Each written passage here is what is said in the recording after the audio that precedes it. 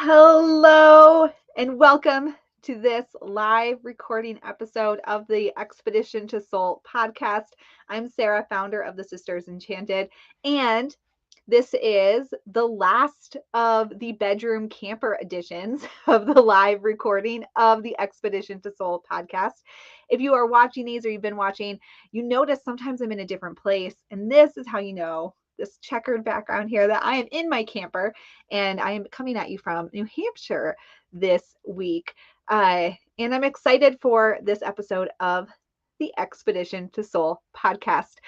Today, we're talking kind of about two things. We're talking about how we feel like failures so often, and also a little bit about this idea of, is all of this thing, all this work that we're doing, all this magic life, is it all just a bunch of hocus pocus? We're going to talk about those together and you're going to find out why. But I have two things to share with you. One, Magic Week starts next week. If you're not registered yet, why not? Get registered. We will make sure to have the link in all of the right places for you. We start with identifying your expansion archetype and then make some magic. Number two thing, I guess I have a few announcements today. Number two thing, if you haven't checked out our new cute but spooky t-shirts, we've got a sweatshirt, a couple other cool things. I'm wearing the long sleeve shirt today. If you're watching this live or on the video, you can see this.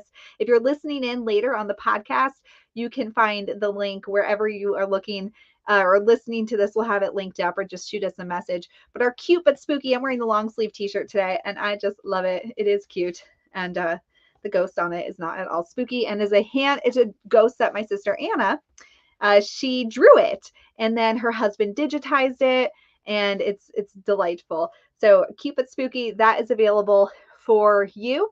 If you are watching this live, be sure to share this out if you think that your friends will enjoy it, if you are on Facebook or somewhere like that. And if you're watching it or listening later on the podcast, if you will leave us a review or a thumbs up on YouTube, that helps us as a small business more than you could even begin to imagine. And we really appreciate all of that support. All right. The final housekeeping before we get into the official podcast. The last but not least, free Season of the Witch gift dropped onto the Season of the Witch gifts page this morning. So you can find that there. If you don't know what I'm talking about, I will email out the blog notes for this podcast episode later this afternoon or this evening, and I will have the link in there. If you're on our email list, I've been sending it a few times a week, and our final Season of the Witch gift is on there waiting for you today. And of course, if you need the link, you know where to find us. Just ask and we will get it for you. All right, let's get into today's topic here on this live podcast recording. Now, we're talking about two things that are going to intersect together, and we're going to start with failure. How so many people, I see it all the time in our community, feel like a failure because they're not keeping up with maybe a spiritual practice. Maybe they want to recognize and work with the new moons and the full moons, and they forget all about it. Maybe they have the best of intentions to work with their crystals or their herbs, and yet another day has gone by and you forget all about it. Maybe you feel like a failure because this last weekend was the weekend that you were going to finally clean out the closet or the garage or make that phone call, and you didn't for some reason. Or if you're like me, you forgot all about it and now you feel like a failure. There are so many things that we can feel like failures over or about, and I would ask, are we ever really failing if we're always doing our best? I don't think that any of us are really failing at anything because of the world we live in. We have so many expectations on us, and it's truly impossible to do it all and get it all done. But that is why we teach the things we teach here at the Sisters Enchanted. So last week, with our free Season of the Witch gifts, we gave you a little guide to morning potions. Really, what this is your favorite morning beverage. You can do this any time of the day, though, like your coffee, your tea. Maybe you have some lemon water when you get up in the morning, or maybe in the afternoon, you always have like an afternoon cup of tea or something like that. The idea is to take this thing that you're doing anyway. You're always doing it. You always grab that first thing in the morning to drink, or in the afternoon right after your lunch break, or you bring it back with you to work or home or school pickup or whatever that looks like. You're already doing that. All of these things that we feel like we've been putting off, not doing, failing at. What if we turn this act, something we're already doing, into a magical moment? Make it a little ritual.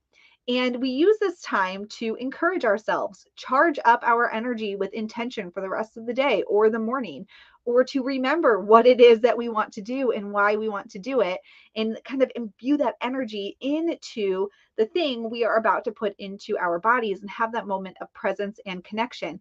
And if you're a person who's feeling like a failure because you don't keep up with your spiritual practice, this is the way to make that happen. Because I hear that all the time, that you don't have time for spiritual practice. You don't have time for self-care. You don't have time for presence and connection. Who has time for that? You do, because I promise you that sometime in your day, you have a daily time where you drink a coffee, you drink a water, whatever your thing is. You probably have a habit of filling a water bottle or filling a mug or whatever, and doing it at a specific time.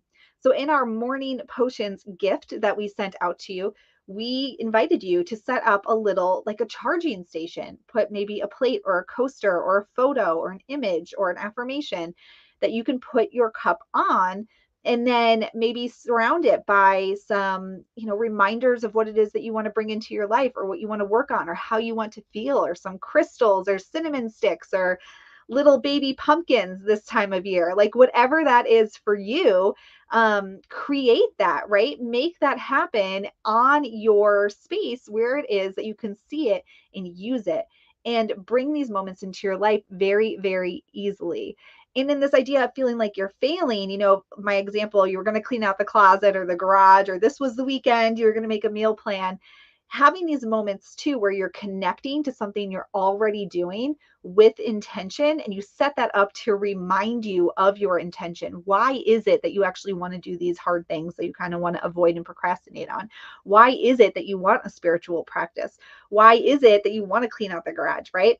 So we can combine this magic making, these potions, this energetic work, this power that we have within ourselves to connect to everything outside of ourselves and get the things done that we want to get done in our lives through a magical act that is piggybacking on something we are already doing. Now, some people, who's excited for Hocus Pocus 2 to come out? I am excited, and I'm not going to watch it this week though, because I am away from home. So I'm going to wait to watch it. But what I see all the time and hear from people is that it's all just a bunch of hocus pocus. All of this stuff, the crystals, the candles, the spells, my invitation for you to have a morning potion and make a ritual out of it. Is it all just a bunch of hocus pocus? Well, I guess that is really up to each and every person. But if what you are doing helps remind you of why you want to create what you want to create into your life, and then helps you to take action on it and make it happen, I don't think that's a bunch of hocus pocus. And that's where your power lies. That's where your inner power lies. What we do here at the Sisters Enchanted is we guide people through their own spiritual journey and through their own life journey. We act as mentors, teachers, information providers, invitation givers to look at things in a different way. And you have that power within you to do the things you feel like you're failing at, if you want to do them. If you feel like you're failing and it's based on some other person's expectation, that's a whole different story. But if it's something that you truly want to do and you desire to do and you feel like you're failing at it, using this moment, these moments of connection to what you're already doing in your everyday life, is not a bunch of hocus pocus, and can help you actually remember what you want to do, why you want to do it, have the energy to do it, the conviction, the intention, the motivation, all of that to see it through. And for a lot of people, that's self-care and a spiritual practice. And making these little afternoon potions, morning potions, evening potions is one way to do it. I have this, it's like a drink powder, and it's by a company called Beam, Beam. I'm not necessarily recommending it, so don't take it as a total, like, yeah, go buy it. But it's this drink, and they sell it during the holiday season in a mint, like a peppermint chocolate flavor. And it has in it like just all these things to kind of encourage a good night's sleep and peace and calming.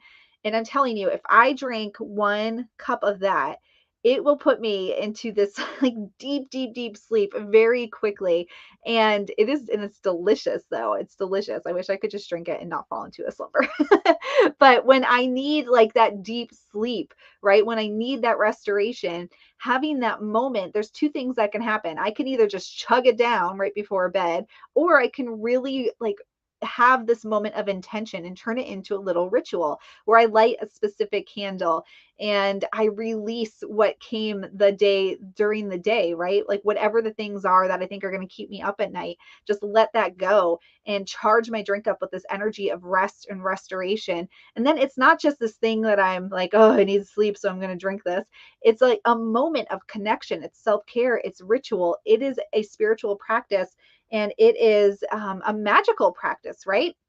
That we are having, or that I'm having in that moment, instead of just doing something mundane for no reason whatsoever or little reason other than trying to go to sleep. The same in the morning. I can get up in the morning and have coffee, or I can have some lemon water. It kind of depends on the day which one I have first. I usually have both at some point, but whatever one I grab for, I can just drink it and be like, oh, lemon water must wake up, coffee must wake up. But if I have this little area right next to the sink, right next to the coffee maker, and in my house, they happen to be right next to each other, so it works out. But if I have this little area there with my crystals, with my, with a coaster there, right, surrounding it, and mine right now, it has some, mine, I always have natural elements that I just get from outside. I'm like, oh, this acorn looks abundant. I'll bring it into my house and hope it doesn't have a grub in it. Or this rock looks amazing. I'm going to bring it in my house. I'll tell you all a side tangent story. We were camping 2 weeks ago, and my daughter brought a mushroom into the house and put it into a teacup, like a fairy teacup. Uh, and within 48 hours, we had all these little like bugs crawling all over the kitchen table. And I thought they were like dried seeds that had fallen out of something else she had brought into the house. But then I was sitting there working. They'd been there all day. I thought they were like seeds that just fell off because they were like really little. And then I saw one moving and I got really close to it. I was like, that's a bug. These are all bugs. There's bugs everywhere. And they came out of a mushroom. So be careful what you bring into your house. Anyway, I will have next to my coffee maker, next to my kitchen sink, typically like a little plate, and it'll have some natural elements on it. And maybe propped up right behind it will be like an oracle card reminding me of my intention for the moment. And I don't always put my cup down like inside of it. Sometimes I just hold my cup, but that little space right there is a perfect reminder of what it is that I am working on or how I want to feel.